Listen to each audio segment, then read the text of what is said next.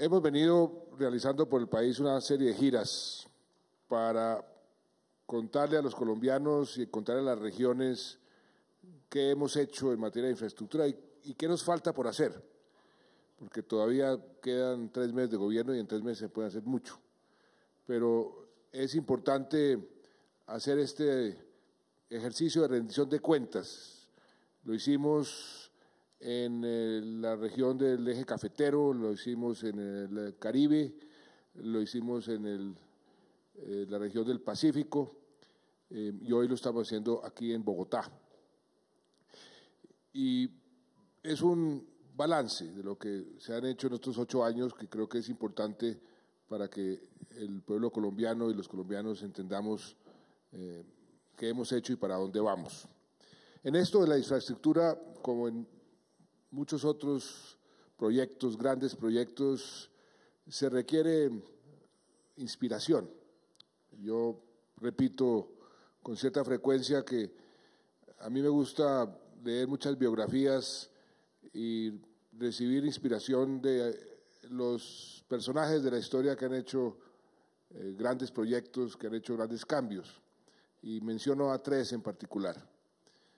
Al presidente Lincoln de Estados Unidos, y de él resalto cómo hizo para lograr la gobernabilidad que le permitió no solamente ganar la guerra civil, sino pasar el proyecto más ambicioso que él tenía en su vida, que fue abolir la esclavitud. Menciono al primer ministro Winston Churchill, y de él resalto la perseverancia de hacer las cosas, no importa lo difícil que sean y no importa lo impopulares que sean. Terminó su vida después de ganar la Segunda Guerra Mundial, derrotado en las elecciones. Y el presidente Roosevelt de Estados Unidos, de él me gusta resaltar su visión sobre la importancia de la inversión en infraestructura como factor dinamizador de la economía. Cuando estaba Estados Unidos y el mundo en la Gran Depresión, toda esa inversión que hizo, que fue fundamental para sacar a Estados Unidos y al mundo de esa Gran Depresión, aparte, por supuesto, de su participación en la Segunda Guerra. Si uno combina gobernabilidad, perseverancia, infraestructura, la importancia de la infraestructura y algo que tienen los 3 en común, los 3 de una u otra forma contribuyeron a la paz mundial o a la paz dentro de sus propios países, tanto Lincoln como Churchill como Roosevelt. Infraestructura y paz. Esos 2 temas van también muy ligados en el caso colombiano, porque cuando llegamos al gobierno, inclusive cuando estábamos en la campaña, uno de los grandes propósitos, algunos de ustedes recordarán que en la campaña dijimos, vamos a poner en marcha unas locomotoras que jalonen el crecimiento del país, que le den más competitividad al país, y una de esas locomotoras, tal vez la más importante, era el tema de la infraestructura, que el país infortunadamente había descuidado durante muchísimos años. Los ministros de Hacienda, y lo digo porque yo fui ministro de Hacienda, cuando encontramos problemas fiscales, lo primero que hacemos es recortar, y ¿dónde recorta uno? Donde sea políticamente menos costoso, y las obras de infraestructura muchas veces caían dentro de esa categoría. Entonces fuimos acumulando un rezago en materia de infraestructura que nos colocaba a los colombianos, a Colombia, como uno de los países más atrasados en materia de infraestructura. Pues bien, nos propusimos corregir esa situación, pero como en toda situación había que crear las condiciones necesarias para hacer ese gran salto en la infraestructura. Una de esas condiciones necesarísimas era buscar la paz, porque no se puede realmente hacer una gran infraestructura cuando los constructores, los contratistas no pueden ir a muchas regiones del país, los boleteaban, simplemente no los permitían. En fin, la paz era una condición necesaria para poder hacer esta gran revolución de la infraestructura. La paz también necesitaba una serie de condiciones que hoy no voy a entrar a discutir sobre cómo fue que hicimos la paz. Teníamos que buscar unas Fuerzas Armadas mucho más efectivas, teníamos que convencer a los comandantes de la guerrilla que era mejor negocio para ellos, y por eso comenzamos a hacer unas operaciones muy efectivas contra los objetivos de alto valor. En fin, la paz se logró, pero necesitábamos otras condiciones, una institucionalidad adecuada.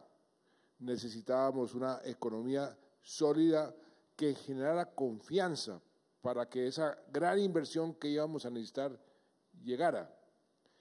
Y nos propusimos que esas condiciones que se necesitaban se pudieran hacer realidad. La economía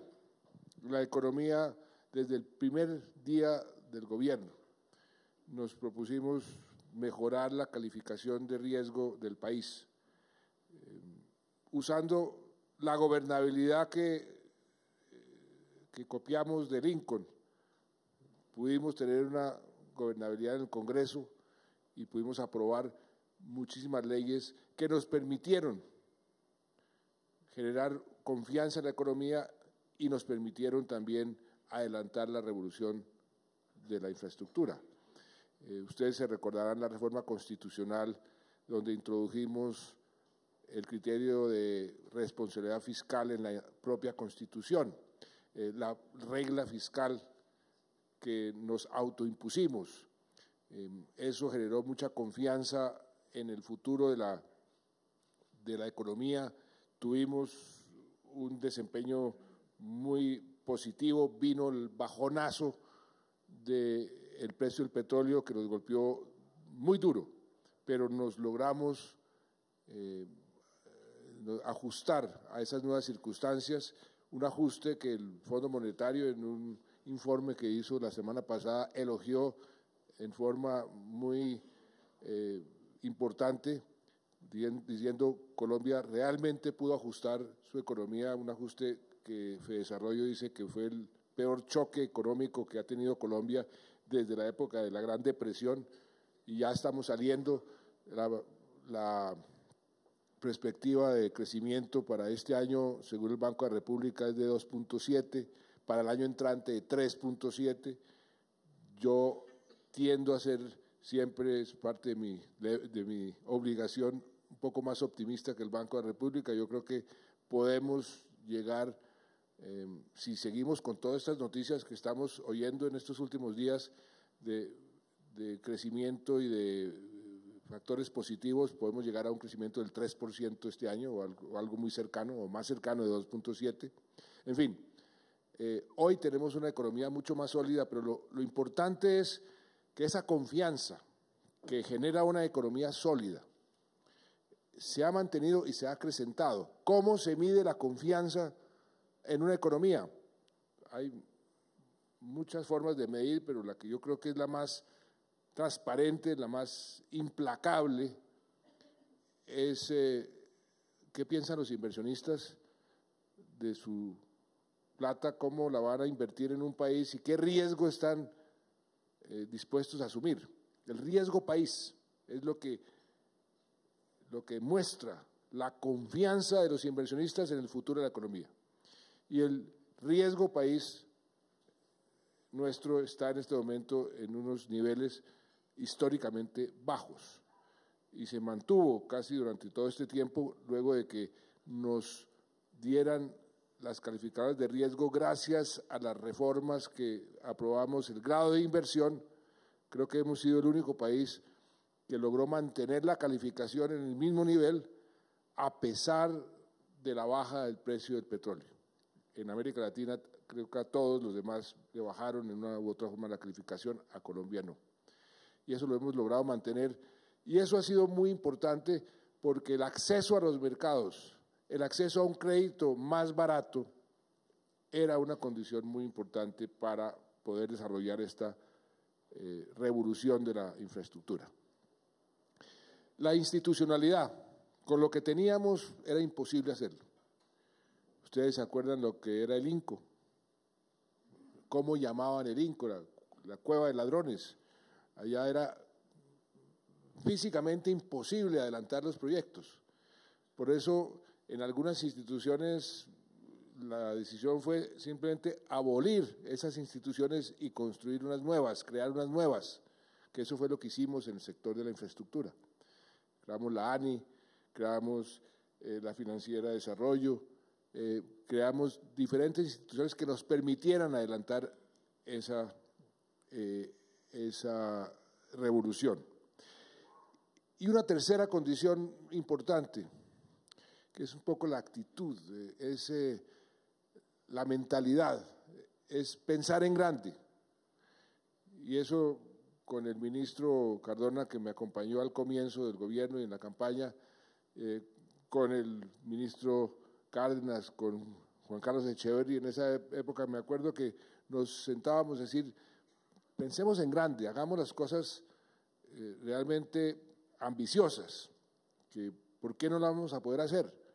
Y fue así como diseñamos lo que hoy ya está en marcha, las concesiones de cuarta generación. Tenemos, ¿por qué no podemos construir esos viaductos, esos túneles, esos puentes que tienen otros países, que tienen países como Europa? ¿Es que acaso nosotros no podemos hacer lo mismo que hacen los ingenieros suizos o los ingenieros españoles o los ingenieros ingleses?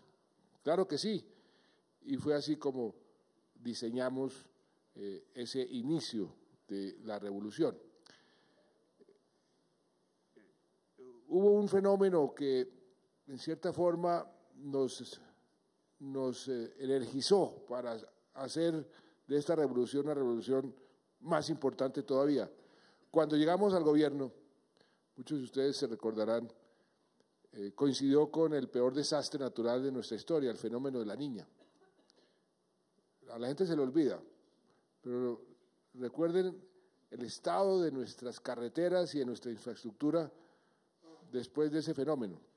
Totalmente destruida, fue el peor fenómeno de la Niña que hemos tenido en nuestra historia, que aparte de más de 3,5 millones de damnificados, destruyó totalmente la infraestructura del país. Y eso fue una situación muy lamentable que también nos impulsó a ser más ambiciosos todavía. ¿Cómo afrontamos ese proceso? Pues aprendiendo de los países que bienvenido gobernador, que habían los países que habían tenido experiencias similares. Trajimos aquí a los expertos de esos países, creamos también una institucionalidad para no solamente poder afrontar el fenómeno de la Niña, sino dejarle al país unos sistemas de gestión de riesgo, de atender los desastres naturales y de mitigación de algo que nosotros vamos a tener que acostumbrarnos a vivir con ese fenómeno y a prepararnos permanentemente a esos desastres que trae el cambio climático. Mitigar los efectos del cambio climático, porque como lo explicó el vicepresidente Gore, que estuvo aquí en Colombia en esa época, decía, ¿en qué se puede resumir el efecto sobre los alcaldes o sobre los ciudadanos del cambio climático? En que cada vez las lluvias van a ser más fuertes. Y lo que estaba diseñado para X centímetros de lluvias a la semana o al mes o al año, eso no va a servir. Van a tener que reforzar toda la infraestructura para que esas lluvias, que en lugar de ser 2 centímetros, van a ser 4 o 6 o 8 al minuto o a la hora o al día. Eso va a cambiar totalmente la planeación en infraestructura, y eso es lo que en cierta forma nosotros comenzamos a hacer. y por eso se creó el Fondo de Adaptación y por eso se creó la Unidad de Gestión de Riesgo, que hoy escuchaba esta mañana en Santander pues los estragos de las lluvias, pero el análisis que tiene la Unidad de Gestión de Riesgos y el Fondo de Adaptación sobre cómo se ha podido disminuir los efectos de esas lluvias sobre la infraestructura y sobre el país en general ha sido realmente extraordinario. Entonces, ahí solamente en la parte de gestión de riesgo, el Fondo de Adaptación ha hecho más de 1.800 proyectos. Ahora el presidente del fondo, el gerente del fondo les va a explicar muy brevemente qué fue lo que se hizo. Muy bien, entonces iniciamos ese proceso con una institucionalidad nueva, con una mentalidad nueva y con unas costumbres nuevas. Por ejemplo, la costumbre de dar los anticipos y después ver cómo resolvíamos el pleito que ponían los contratistas después de haber recibido el anticipo y que las obras no se hacían o no se terminaban. Nosotros cambiamos eso, cambiamos la forma y la obligación de estructurar bien los proyectos antes de licitarlos. Aquí no existía la costumbre y la mentalidad de estructurar los proyectos. Inclusive introdujimos una legislación, una ley donde se obligaba en el Estatuto Anticorrupción a que las licitaciones tenían que adjudicarse a proyectos que estuvieran estructurados en la fase 3. Todo eso fue cambiando la forma de ir construyendo, licitando, adelantando esta gran revolución. ¿Cuál ha sido el resultado de todo ese proceso? Pues ahí estamos viéndolo, son unas inversiones que sumadas todas, suman casi 100 billones de pesos. Las concesiones de cuarta generación van marchando, son 30, ya hay 14 con cierre financiero, tuvimos unos problemas de demoras en los cierres financieros.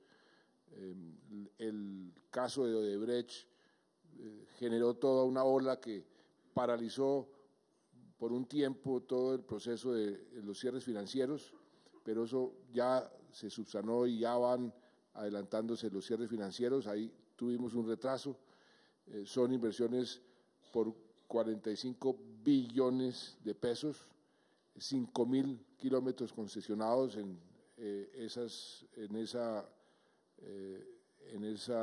iniciativa de las 4G, que el Banco Mundial, la financiera del Banco Mundial dice que es tal vez el proyecto más ambicioso de cualquier país emergente, no de América Latina, de cualquier país emergente en este momento en materia de infraestructura.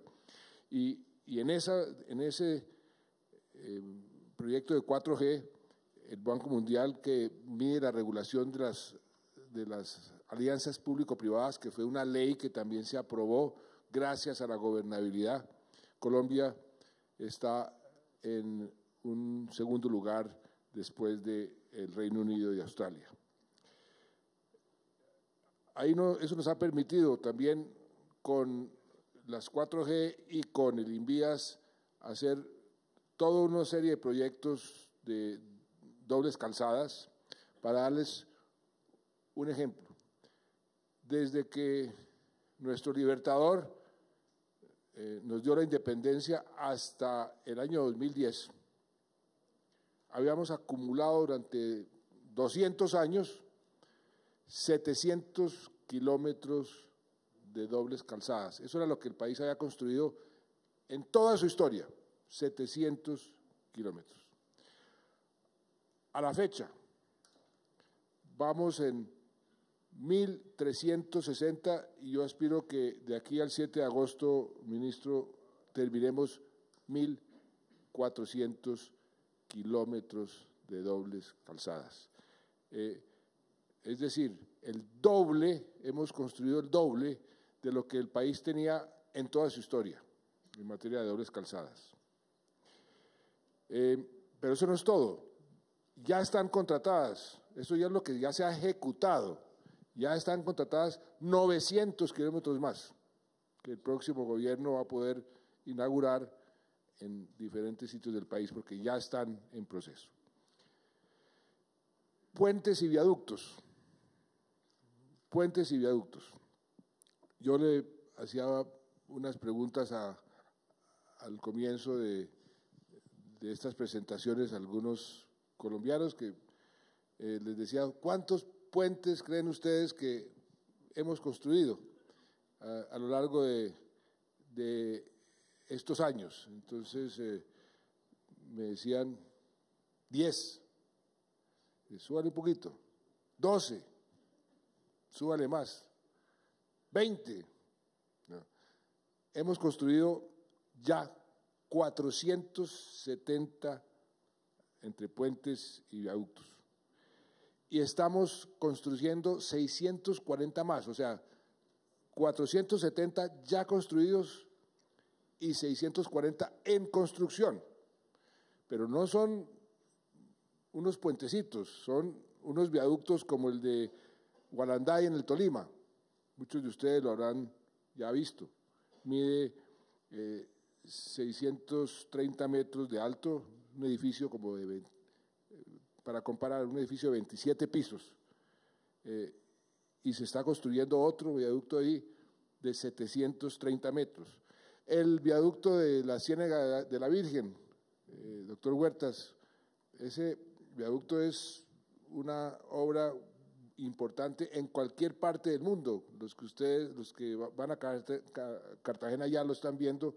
Ya el otro día pudimos conectar los dos tramos y vamos a inaugurarlo en junio, espero, que es el más largo de Colombia, 5 kilómetros, el tercero más largo de América Latina. El puente Pumarejo, que se nos ha atrasado. La concesionaria española se nos atrasó, la estamos multando, pero esa multa también está sirviendo porque nos deben entregar el puente, ¿cuándo, ministro? En un año. Va a ser el más largo del país. Hoy el río Magdalena cuenta con 11 puentes. O sea, hemos conectado el país porque el río Magdalena dividía el país. Ahora hay 11 puentes, reconstruimos 5, estamos construyendo 6. Túneles. Los túneles en una geografía tan difícil como la nuestra son necesarísimos. Nosotros no estábamos muy acostumbrados a construir buenos túneles. Hemos construido 65 túneles que puestos uno al lado del otro suman 45 kilómetros de longitud y son túneles de gran envergadura. Y eso también demuestra la calidad de nuestra ingeniería. Yo digo con mucho orgullo, como colombiano, lo que sucedió al comienzo del gobierno con un túnel del CUNE, allá en Villeta, que me decían, no, esto es imposible, esto es la geografía colombiana, que es como somos un país joven, entonces la tierra siempre está en movimiento, y ese túnel es imposible, y los españoles no pudieron, entonces acudimos a los colombianos, y allá construyeron el túnel falso del CUNE en la vía Bogotá-Medellín y se solucionó un problema que parecía insoluble. Como esos hemos construido muchísimos túneles. Ese túnel falso inclusive se ganó un premio nacional de ingeniería. El túnel de Sumapaz, en la vía Bogotá-Girardot, más de 4 kilómetros. El túnel de Daza, en la vía Rumichaca-Pasto, comunica la carretera panamericana. El túnel del Toyo, que hace poco pusimos la primera piedra, va a ser el túnel más largo de América Latina. O sea, entre carreteras, dobles calzadas, túneles y viaductos, este es otro país. Pero aparte de eso, esas grandes autopistas, esas grandes dobles calzadas necesitan alimentación. las vías regionales, las secundarias y terciarias. Hemos intervenido en estos 8 años 40.000 kilómetros de vías terciarias y secundarias, 40.000 kilómetros. Hemos construido más de 1.600 kilómetros nuevos con placahuella, que son de esa forma de construir las vías terciarias que duran, porque generalmente el problema es que las vías terciarias hay que hacerles un gran mantenimiento. La placahuella disminuye sustancialmente el costo del mantenimiento. Todavía nos queda mucho camino por recorrer en la parte de vías terciarias. Por eso, gracias a esa gobernabilidad inspirada por Lincoln y que tuvimos las mayorías en el Congreso, nos aprobaron una reforma constitucional por una sola vez para utilizar unos recursos en vías terciarias, 1.400.000 millones que tenemos listos, ya están para construir las vías terciarias a través de los OCAD. Eso es regalías, esos son los gobernadores, pero eso se va a hacer con Invías, la mitad, y la mitad la van a hacer los gobernadores. Ahora Carlos García nos contará de qué se trata eso. Ya están aprobados 21 proyectos por cerca de 312.000 millones, o sea, ya están en marcha 21 proyectos de ese cajoncito. Hay algo muy importante, que pronto esto puede ir creciendo hacia el futuro.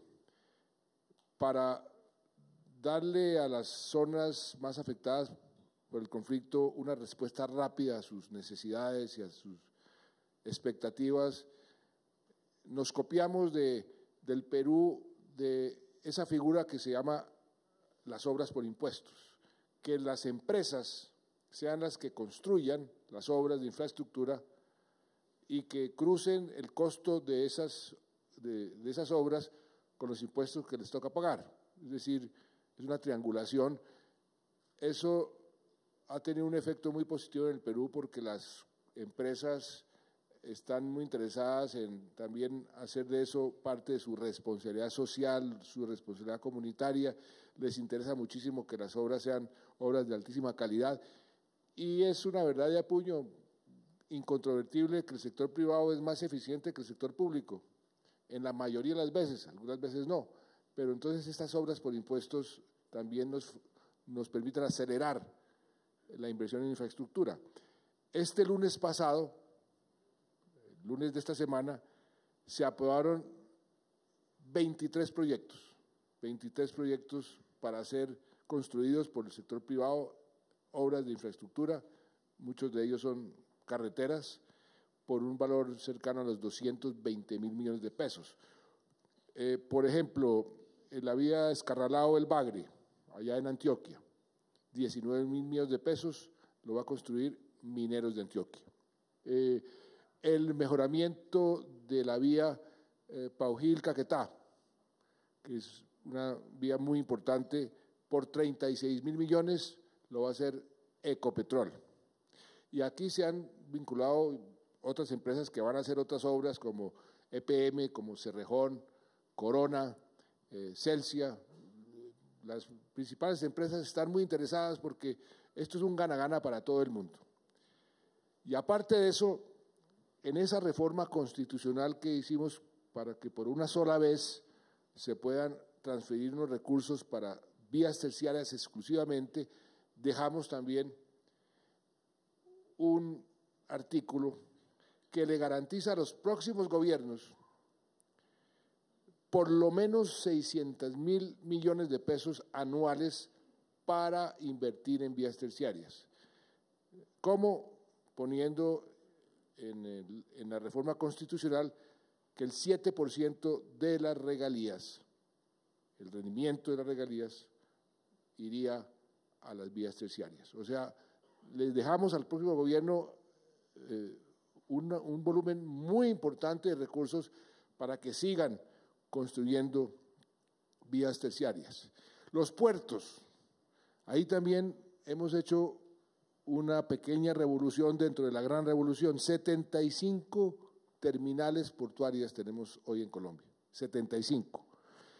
El puerto de Buenaventura, ustedes se acordarán, o muchos de ustedes, yo me acuerdo cuando fui ministro de Comercio, cuando abrimos la economía, que el puerto de Buenaventura era uno de los más ineficientes del mundo, entre otras cosas porque yo trabajaba con la Federación de Cafeteros anteriormente, y cómo cargaban el café.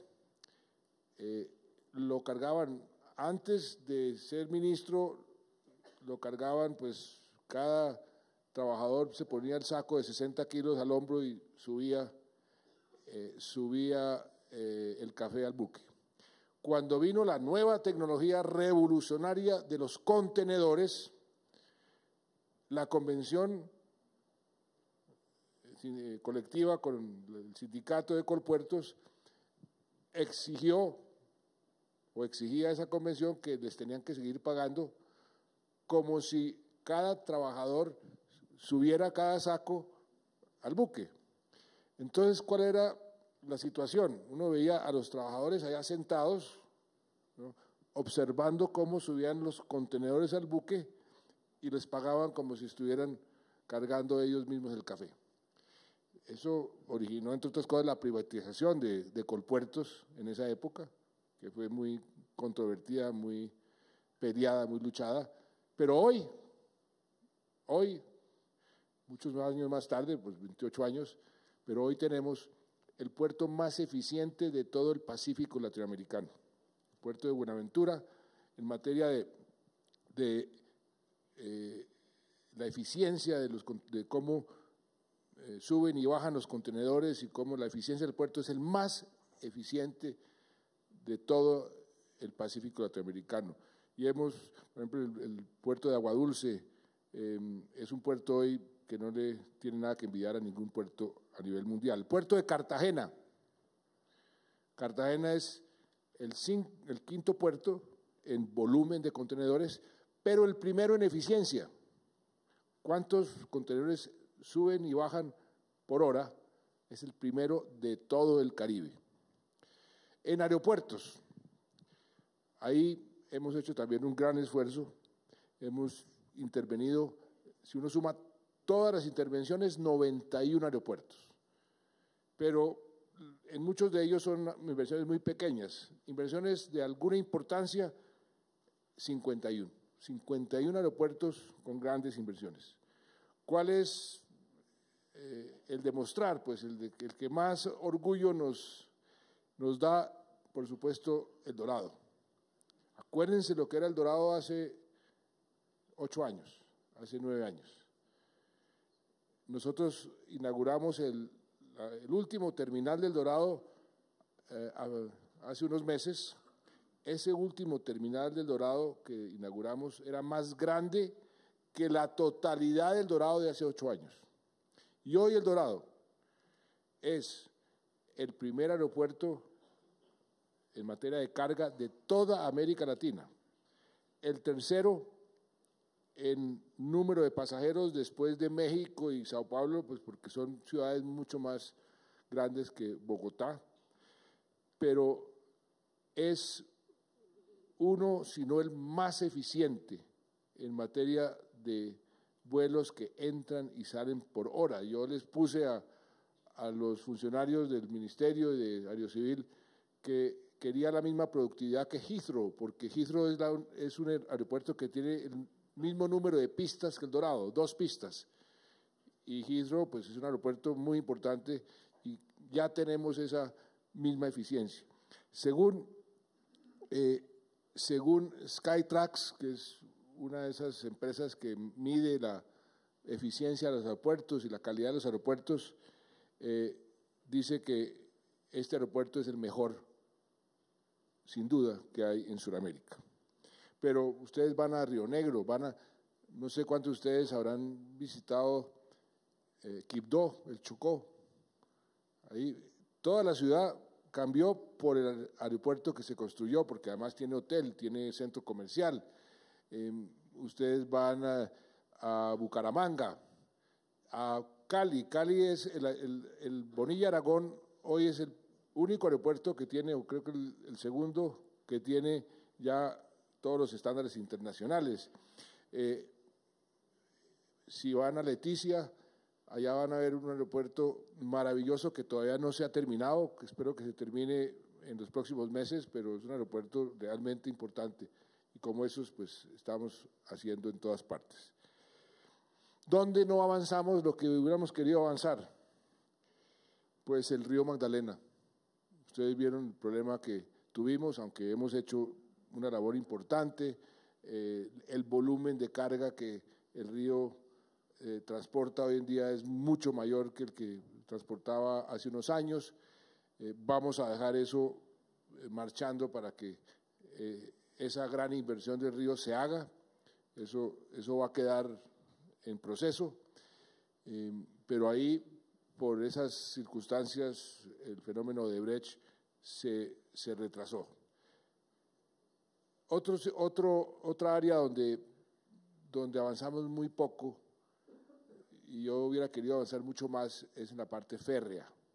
Ahí solo rehabilitamos 1.200 kilómetros, pero ahí estamos dejando un plan bastante detallado para hacer una inversión importante hacia el futuro en la parte férrea. Pero dejamos también, y aquí, doctor Juan Martín Caicedo, quiero agradecerle a usted y a toda su Cámara en la Infraestructura, porque la labor fue conjunta, gobierno con la Cámara. Algo muy importante que dejamos es el plan maestro de transporte multimodal, un plan a 20 años para continuar todo lo que venimos haciendo, una hoja de ruta muy detallada e inclusive con los proyectos más importantes priorizados. Hay 65 proyectos priorizados en esa hoja de ruta, en ese plan multimodal. O sea que el próximo gobierno, el próximo presidente, lo único que le va a tocar hacer es seguir ese plan, y espero que lo siga, porque sería realmente algo irracional querer a esas alturas detener lo que está en marcha, porque lo que está en marcha está funcionando y está funcionando bien. Y no vamos a dejar con todo esto al próximo gobierno amarrado o hipotecado, porque ya estamos viendo, es que este gobierno nos dejó la olla raspada y nos dejó sin margen de maniobra. No, señores.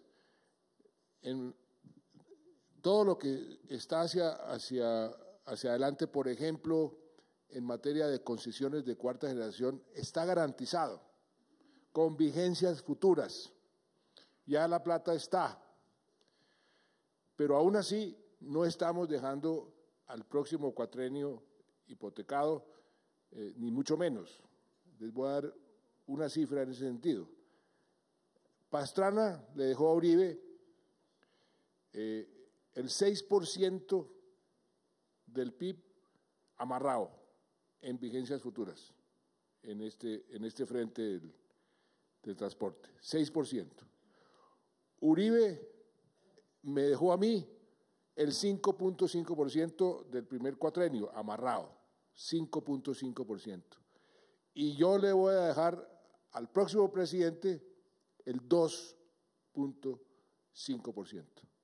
O sea, menos de la mitad de lo que Pastrana le dejó a Uribe y Uribe le dejó a este servidor.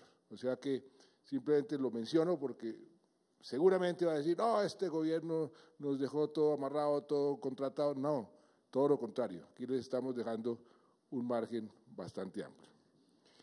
Nos quedan 3 meses de gobierno. Como les digo, 3 meses donde vamos a trabajar duro para que muchas de las obras, muchos de los cuellos de botella que tenemos se puedan solucionar, podamos avanzar y podamos entregar la mayor cantidad de obras y dejarle al próximo gobierno, porque, por ejemplo, de las concesiones de cuarta generación se habrán terminado en menos del 40%. El próximo gobierno va a poder inaugurar el 60% o más de todo lo que ya se está construyendo. Y se está construyendo en forma responsable, transparente. Yo quiero hacer énfasis en eso.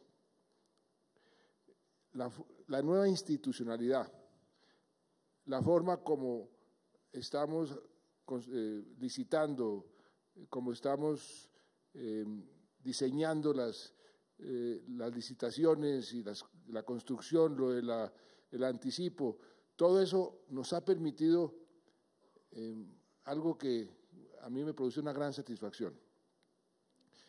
En las licitaciones de las 4G, que ha sido la mayor inversión del país en su historia, no ha habido un solo proponente, ganador o perdedor, que ha hecho un solo reclamo por falta de transparencia. Ni uno. Y es la mayor inversión que ha hecho el país en toda su historia. En el caso de Invías, las licitaciones que antes se presentaban 1, 2, máximo 3 proponentes, y ustedes saben por qué solamente se presentaban 1, 2 o 3, porque no había ninguna confianza, porque estaban todas amarradas, porque todas estaban dirigidas. Hoy el promedio, Carlos, ¿es de cuánto? ¿40, 50? 50 proponentes por licitación. ¿Eso qué significa? Que hay una inmensa confianza en la transparencia como se están haciendo las cosas. Y eso es muy, muy importante. Nos queda todavía hacer una gran labor en transparencia en las regiones, pero por eso en la última ley se puso lo de el pliego único para poder darle más transparencia a las licitaciones en las regiones, en los municipios, en los departamentos, donde también tenemos que avanzar para que ojalá un número, porque infortunadamente proponentes únicos en demasiados proyectos regionales se han venido también presentando, y ahí con un pequeño esfuerzo, y ahí necesitamos la colaboración de los alcaldes y los gobernadores, que muchas veces se resisten a eso, pues lo que queremos es que lo que ha sucedido a nivel nacional suceda también a nivel local. Y en Bogotá, para terminar, pues en Bogotá también estamos haciendo unas obras que creo que van a ser de gran importancia para los bogotanos. Yo soy de Bogotá y por eso estoy comprometido con esta ciudad. El metro, para no ir más lejos, ahí están 70% de los recursos, 15 billones de pesos. Nunca antes se ha hecho una inversión en ninguna parte de esta magnitud. Vamos a dejar 3 operaciones de financiamiento estructurados con el Banco Mundial, con el BID, con el Banco Europeo de Inversiones. El metro va a tener ese complemento del Regiotram, gobernador, y ahí está el compromiso de apoyarlo, 1.3 billones de pesos más, y se están adelantando las estructuraciones. Estamos ya pensando en el Dorado 2, porque este aeropuerto, a pesar de ese crecimiento, se nos va a quedar chiquito en cuántos años, 5 o 6 años. Entonces tenemos que pensar ya en un segundo aeropuerto. Hay ya planes sobre eso. En junio termina la estructuración técnica y legal del segundo aeropuerto.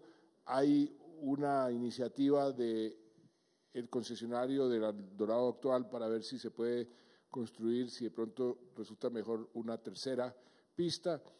Eso pues el próximo gobierno lo decidirá, pero estamos dejando eso en marcha. Algo que todos ustedes sufren, o muchos de ustedes sufren cada vez que salen al norte de la ciudad.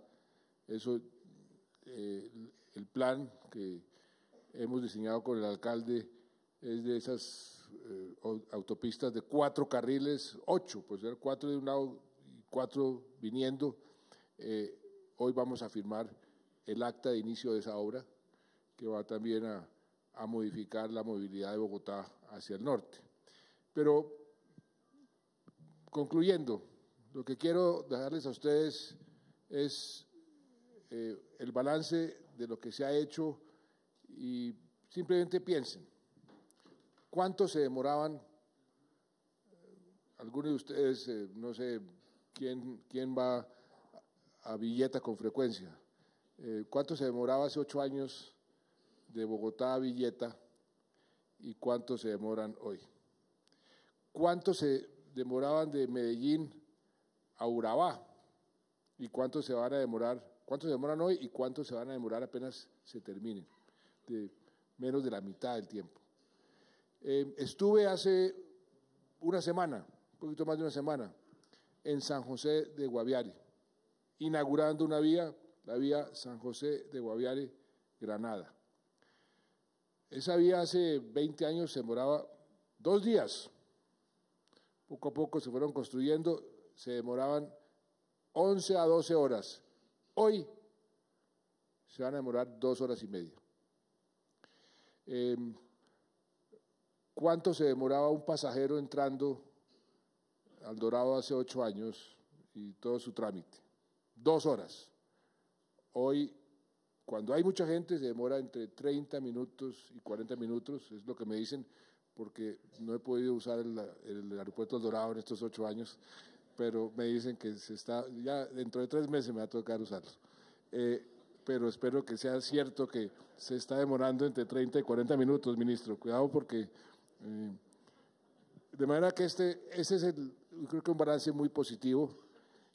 Y aquí ha habido mucha gente que ha sido determinante. Toda la Cámara de Infraestructura, los constructores, los concesionarios, muchísima gente que le ha puesto gran empeño para que esta revolución realmente sea exitosa. Nos falta que esa revolución continúe durante muchos años más, pero creo que lo que se ha construido en estos 8 años ha sido realmente importante. Y por supuesto todos los funcionarios, los mandatarios locales también son fundamentales. A todos, mil gracias.